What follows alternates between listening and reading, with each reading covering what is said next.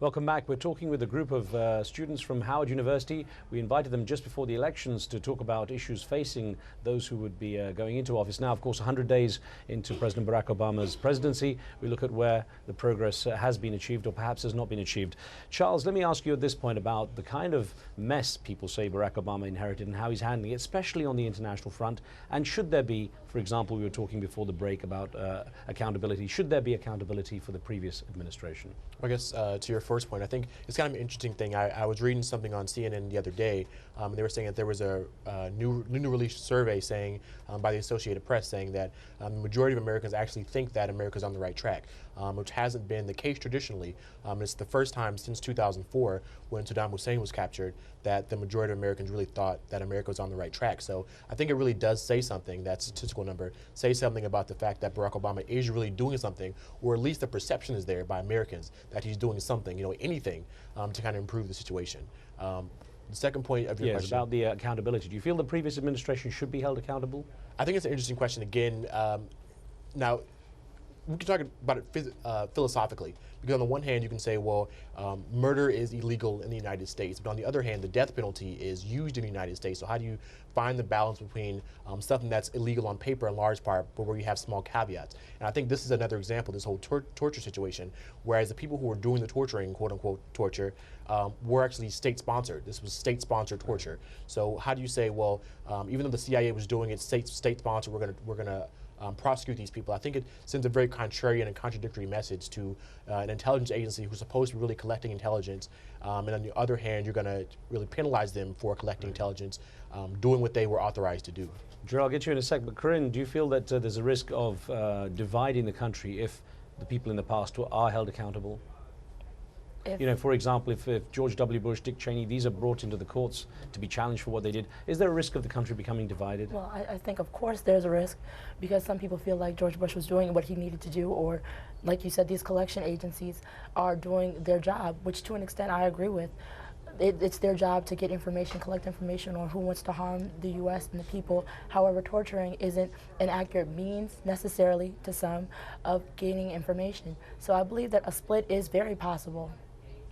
Janelle, you wanted to add something, and let me also touch on the issue of how the U.S. has, in many parts of the world, is seen as having created a division, especially with Islam.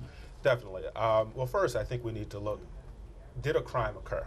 And I think we all could see that torture did occur. And in our country, it's a crime. And so I think the question really is, do we have the political willpower to enforce the law? Particularly with law and order Republicans like Cheney and like Bush. They're all for adhering the law, but now they want to kind of sweep things under the under the carpet. And so it's very important for us to not only make a stand to ourselves and to our own ideas, but to the country, to the world, and say this is unacceptable, and we are definitely going to have to go after these heinous acts of torture. I know you all want to add something, but Lydia, I want to get your position on that issue of the divisions, and particularly with the Muslim world. I mean, the feeling between the Muslim world and America is seen as enemies now.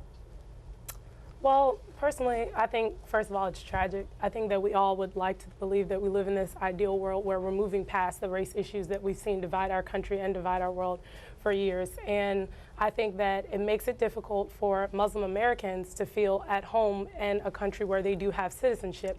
It's similar to what Black Americans went through for a long time and continue to go through. So I think that it's definitely an issue that needs to be addressed, because we do need to all feel as though we are at home in our own country, we are safe, and we're not being judged by people who are equally citizens like we are. Charles, you wanted to add something? I think there have actually been documented cases, specifically documented cases, where the torture, the information gained from the torture, quote unquote, has really saved American lives or stopped terrorist plots. So, and that's been released obviously by the Justice Department and by other officials in the administration. So it's an interesting question. On the one hand, do we torture because it can save American lives, or do we not torture because that's ideologically averse to the America that we're supposed to be? So I think it's an interesting balance that every country has to find for itself. Could that be spin, though? I mean, Austin, could that be that you're listening to the media and perhaps the media's is playing a part that doesn't really help? Yeah, I mean, first of all, regardless of what the law says or how many Americans it helps, torturing is wrong. And I think for the human rights community that helped elect Barack Obama in office, we expect a different kind of administration. Torturing is not something that people should do regardless of what the outcome is. And I think that the media has done a pretty good job of shining light on it. But again, getting to the issue of accountability is that if we don't nip it in the bud and make sure that the people who did these tortures are punished, then it can happen again. So I think we need to stand up and do that. And Corinne, you wanted to add something? I was going to say, I completely agree. But I feel like it's more of an issue with honesty than necessarily. Accountability is very important, but I feel like in this case it's about honesty and being open and honest with the American people. They need to tell us what really is going on instead of hiding things and just running around the bush. Actually, interesting point, Jarrell. Touch on the issue of the Middle East, of course. That's a crucial one. And it's been the problem that the US has had to deal with for so long as well. Do you think Barack Obama has the right kind of approach, perhaps the right kind of motivation to make things work out, especially with the Israeli-Palestinian situation, for example? Absolutely. I think that he would have to, become a little bit more independent of the Israeli lobby.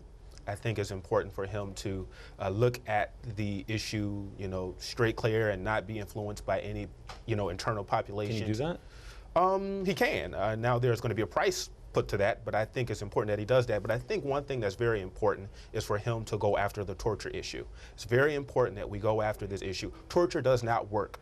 It's illegal. And the people who went after this, I think it's very important for Barack Obama to go after the folks who committed these heinous crimes, to show the Middle Eastern population that we're true to our ideals. Okay, Charles, what do you want to add to that? I think there is kind of a massive split, obviously, between the way that the Bush administration did things internationally and the way that Obama does things, or his personal style and the way Bush's personal style was.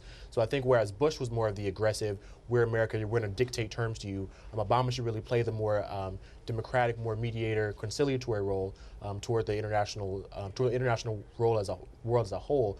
And like he was saying, even when he was shaking hands with Hugo Chavez, I think that's a really important thing to do. You shouldn't just go into it saying, we're America, we're going to dictate our terms to you, but saying, where can we find common ground and where can we work together? You're not just it's not a complete black and white issue, but where are the gray areas where we can find some common ground? Well, Lydia, that was the thing that he reached out to Iran, which again has been one of those countries with which the US has had such tension. Is there the risk that Barack Obama can be seen as being too soft on a country like Iran? I wouldn't call it being too soft. I think I agree a lot with what Charles said, and it's not always a black and white issue. You do have to find that gray area. We are all going through some of the same problems. The economy is starting to become a world issue, and there are a lot of countries being affected by that. When we start looking at those things that we have in common and start to look at what we can do as a global community to make this a better world for all of us to live in, I think we're going to find that we get along a lot more. We'll see what we have in common, and we won't have to be so divisive. We won't have to be at a point where we're on the brink of war with many countries, and we feel like we have to deploy troops for the safety of our citizens who are over there. Austin, you wanted to add something? Yeah, I was just going to say, as African Americans having the first black president, we've always been a social conscience for this nation. We've been a group that would speak up when the nation was going in an amoral direction. We would always speak up, especially during the Vietnam War, civil rights movement. So my great fear is that because we have Barack Obama, who's African American, that will silence that voice of conscience for this nation. And I think that includes having to speak out against the torture issue and other issues internationally. Corinne, we've been talking about the first 100 days, but of course there's a test that comes up with congressional elections within the first 2-year period. There's the re-election if Barack Obama gets that far. What do you think are his chances, considering what he's having to deal with? Can he last the long term? I believe that he can. I believe that if he can help us repair this economy, which I think is a very pressing issue with the American public, then they're willing to give him a chance, because I think we all realize that we are in a different kind of situation. He's the first president that's really having to deal with credit or with private institutions and trying to have a government answer questions that are issues that have to do with private institutions.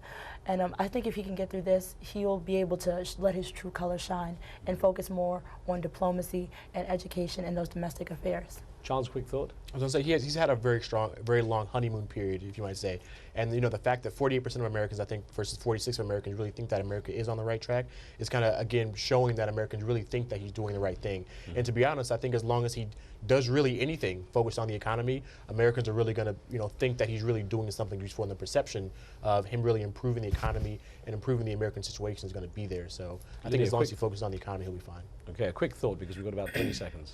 On the issue of Barack Obama being reelected, I think one thing that is going to be very important that people are going to have to start taking into account is how Barack Obama is affecting their individual lives, because we can just discuss the issue of torture and all the problems that are going on in the Middle East and elsewhere, but what it comes down to is, as an individual American citizen, what is affecting me?